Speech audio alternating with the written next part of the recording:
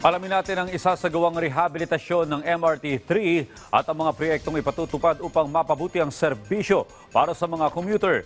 Si Bernard Ferrer sa detalye live. Rise and shine, Bernard.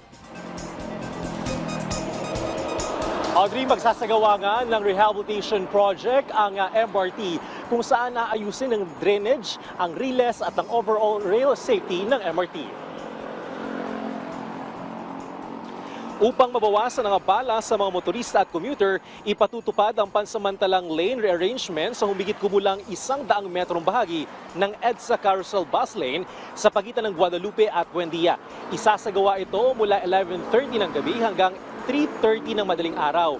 Para sa southbound, magsisimulang implementasyon mula January 15 hanggang April 5, habang ang northbound naman ay mula April 6 hanggang June 30. Bahagi ito ng rehabilitation project ng MRT na layong palitan ng mga luma at sirang glass material upang mapanatili ang maayos na kondisyon ng riles at matiyak ang mas ligtas, mas komportableng biyahe ng mga pasahero.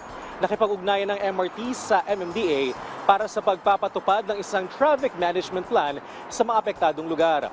Pinapayuhan ng publiko na planuhin ng mas maaga ang kanilang biyahe. Nilinaw naman ng MRT na walang maapektuhang biyahe ng tren dahil isasagawa ang mga proyektong ito sa oras na hindi operational ang MRT.